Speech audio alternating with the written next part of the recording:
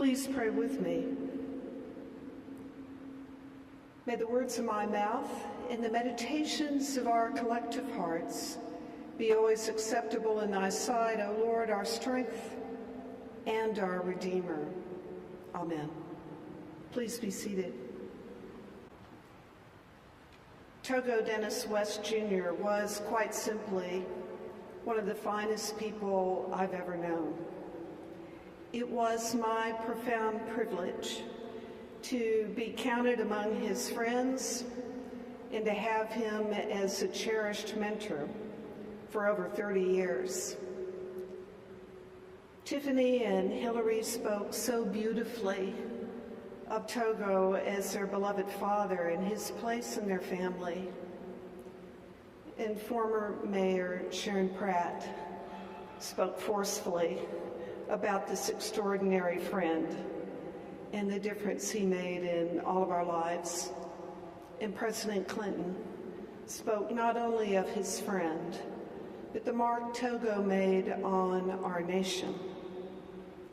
I'd like to reflect with all of you this afternoon of Togo through the lens through which I best knew him, which was as a man of faith, deep, abiding, profound faith. Because you see, I think that undergirded everything that Togo did and what he was about.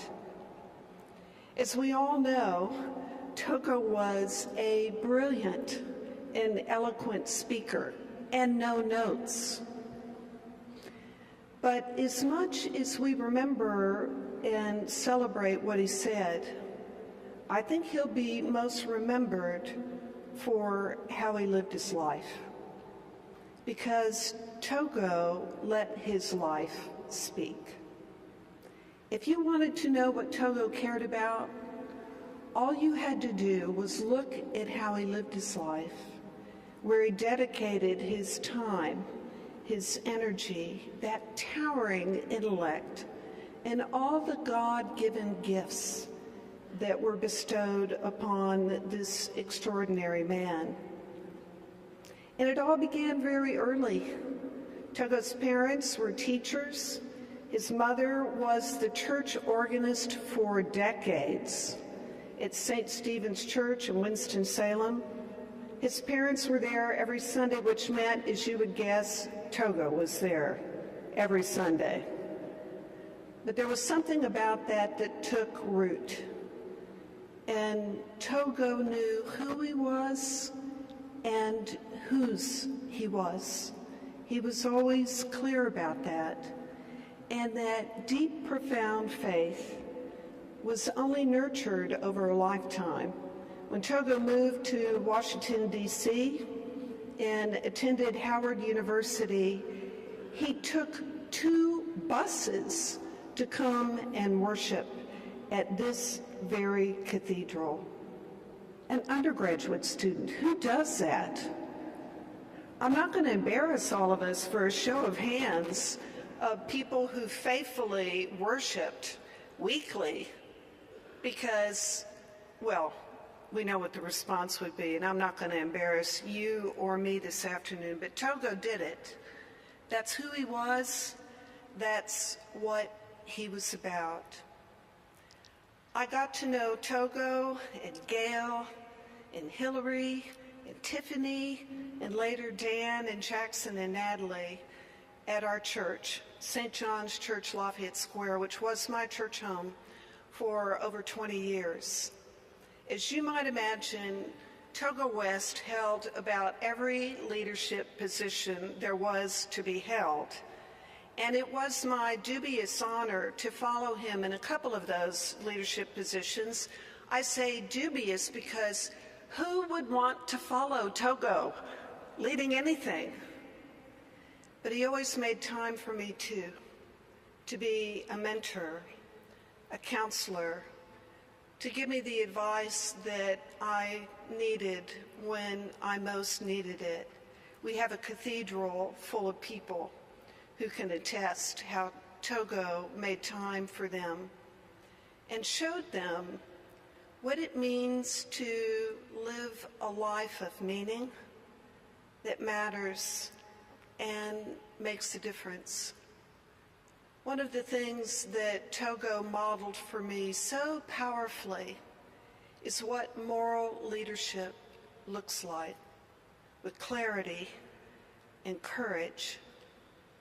A few weeks ago, the Cathedral showed a video of the Reverend Dr. Martin Luther King Jr. preaching his last Sunday sermon from this very pulpit. Sadly, so many of the things he said 50 years ago are still true today. But there was something he said that day that in rewatching and hearing those timeless words reminded me so much of Togo West. He said this, that ultimately a genuine leader is not someone who seeks consensus, but molds consensus. That there comes a time in one's life where you have to take a position, not because it's safe or politic or popular, but because your conscience tells you it is right. That was Togo. And he modeled this for me one time in a way that I will never forget, even though it was 24 years ago. At the time, Togo was senior warden of St. John's, Lafayette Square, which was essentially like the chairman of the governing body, and I was the junior warden, always following Togo. And our beloved rector, the Reverend Dr. Luis Leon and friend, was fairly new in his position at St. John's. And the opportunity presented itself for St. John's to consider welcoming into our community of faith another community of faith. It was at the time the Hispanic Mission Congregation of the Episcopal Diocese of Washington, Mission San Juan.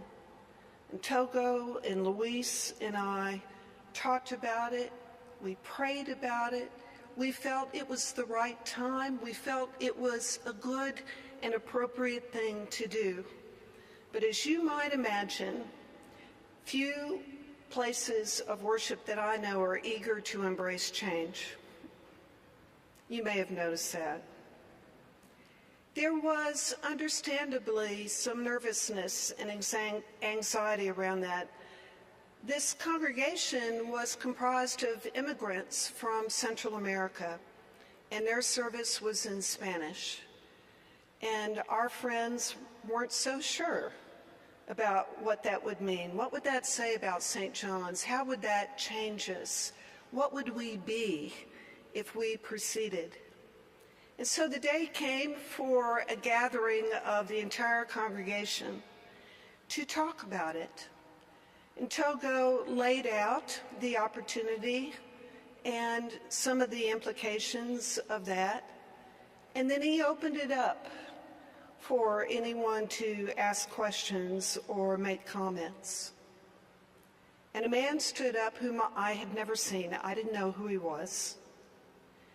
And he began to spew forth the most vile, bigoted, racist statements I'd ever heard in my life. I couldn't believe it. Who was this man? And this was our church. And what in the world was he saying?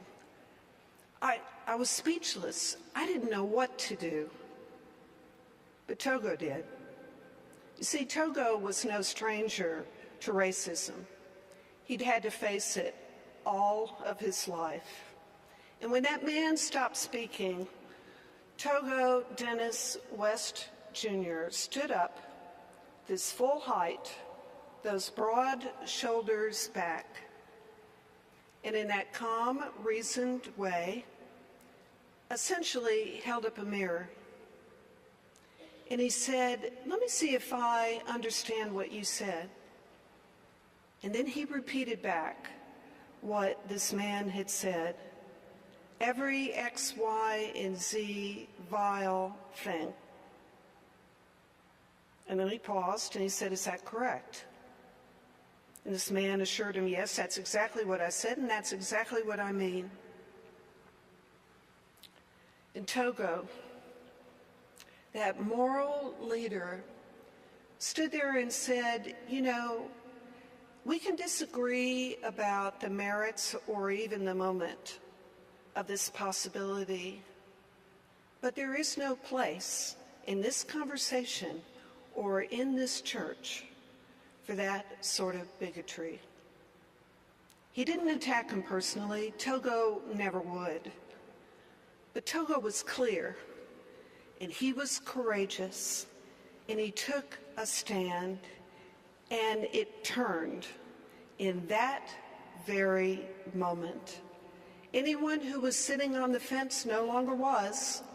They didn't know that guy, but they knew Togo, and they respected him, and they admired him, and they trusted him, and they would follow him, even if they weren't sure where that would lead.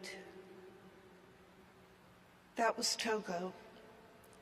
Someone who would take a position, not because it was safe, not because it was politic, not because it was popular, but because it was right.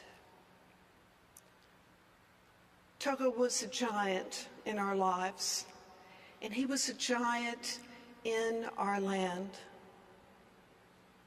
He leaves an incredible legacy, but the greatest gift that we could give to our dear friend is to learn well the lessons he taught us by the way he let his life speak.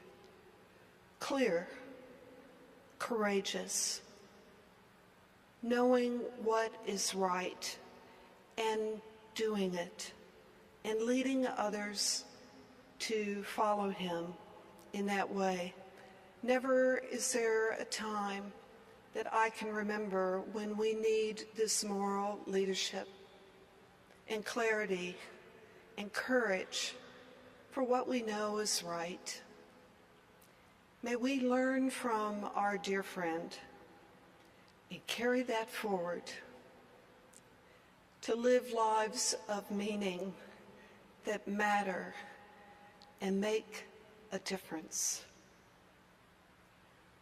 Togo Dennis West, Jr. Exceptionally well done, good and faithful servant. May God bless you and keep you always. Amen.